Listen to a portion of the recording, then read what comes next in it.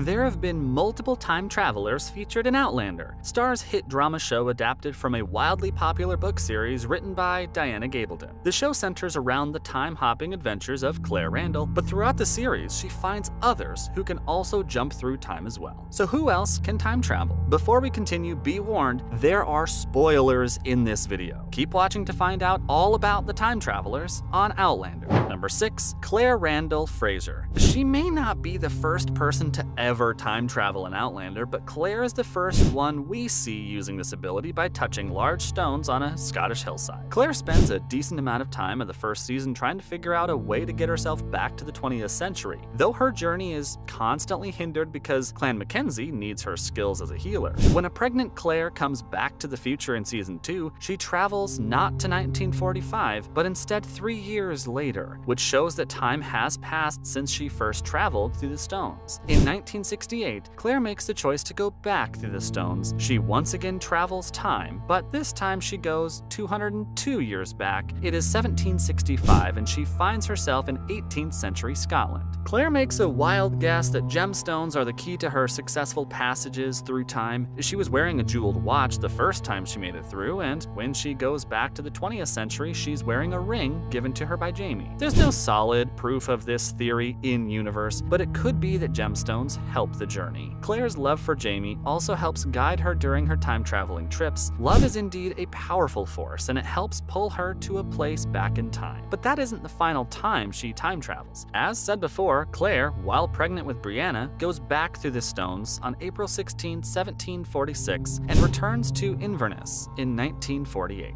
still pregnant with her first child with Jamie. Number 5. Gillis Duncan. Gillis, played by Lot Verbeek, is the very first time traveler that Claire runs into on the show. After Claire's first time travels to 1743 Scotland, Gillis has her suspicions that Claire is from the future. Gillis is a time traveler from the 1960s whose original name was Gillian Edgars. She goes through the stones in 1968 to make sure the Jacobite Rebellion of 1745 is successful. During her time in the 18th century Scotland, she has an affair with Dougal Mackenzie, a staunch supporter of the Jacobite cause that Bonnie Prince Charlie fought for in Outlander. Gillis ends up being convicted of witchcraft and sentenced to death by hanging, but because she is pregnant with Dougal's son, William Buckley Mackenzie, is not put to death. William Mackenzie ends up being an ancestor of Roger Mackenzie's. Back in 1968, Gillis was dedicated to discovering the secret of time travel. She wrongly believes that a blood sacrifice is needed and kills her first husband before traveling through the stones. During season 3, even after being told by Claire that sacrifice isn't needed, Gillis tries to sacrifice young Ian, played by John Bell.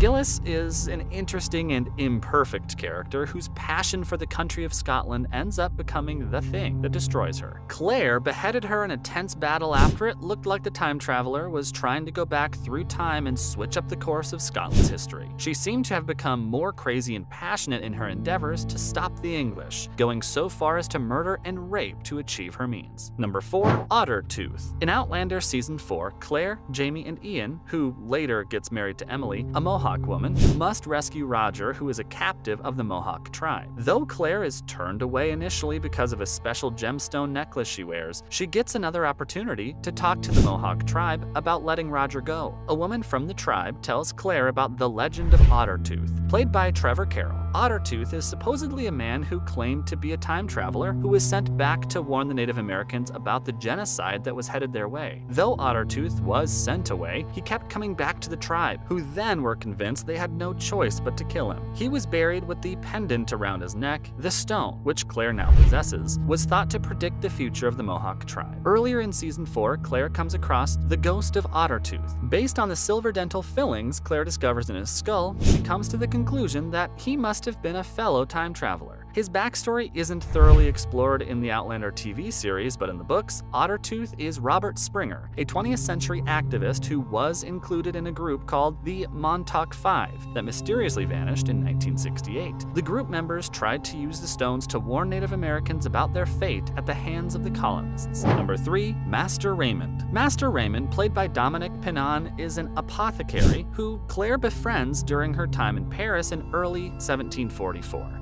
According to Season 2's timeline, Claire makes friends with Raymond after coming into his shop to look for a potion that will help Jamie sleep. Raymond and Claire are similar spirits, seeing how they both heal people, and he quickly turns into a close ally for Claire while she's in a city where she feels out of place. In Outlander Season 2 Episode 4, La Dame Blanche, the Comte Saint-Germain, played by Stanley Weber, poisons Claire and Raymond runs to her aid. This episode also makes it obvious that Raymond is a time traveler and is interested in things that don't belong to that time. In the middle of Season 2, Raymond and Saint-Germain are both put on trial for witchcraft, and Claire uses her healing power to save her friend's life. She gives him a fake potion she's made to test whether or not he's a witch. She does this as an act of kindness and as a way of repaying her friend for saving her life on other occasions. Even though Raymond ultimately ends up being banished from France by the king, he drops hints that he will see Claire again, either in this life or another. The TV series doesn't dive too deep into his backstory, but Diana Gabaldon has said that he came from around 400 BC, and this wasn't his first venture in time travel. Number 2, Brianna and Roger. As Claire's daughter, Brianna, played by Sophie Skelton, her time-traveling powers can be explained by genetics. Though she is initially doubtful of Claire's time travel stories, she later believes her mom and is the one who supports and pushes her to go back through the stones to find Jamie. Brianna is inspired to time travel in Season 4 after coming across a newspaper clipping that claims Jamie and Claire died in a house fire in the 1770s. Brianna and Roger met each other once more in the 18th century America. They consummate their relationship, and by the Season 4 finale, Brianna has given birth to their son. In Season 5, a now married Brianna and Roger, along with their son, Jemmy, try to travel through the stones and get back to the 1970s. However, the time travel doesn't work. They were thinking of home, but the stones won't let them pass because they are already home in the 18th century. This development in the story is actually a departure from the books, where the family is able to successfully go back to the future because in the Outlander books, Brianna and Roger's daughter Amanda is born with a heart defect that can't be cured in the 1700s. Their failure to pass through the stones in Season 5 shows that time travel needs a special purpose rather than something vague like going home. But that doesn't explain how Claire first managed to make it past the stones in 1945. Roger has also inherited the ability to time travel because Gillis is his ancestor. Also, the Season 6 finale hinted that these two might be time traveling again. Number 1, Jemmy Mackenzie and Wendigo Donner. At first, Brianna and Roger can't really tell for sure whether their son has time traveling abilities or not, but Season 5 shows that the time travel genes have been passed down to Jemmy from his mom and dad. He hears a buzzing sound when he's close to specific stones, the same noise that Brianna, Roger, and Claire hear before traveling through time, and this confirms that Jemmy can travel through time as well.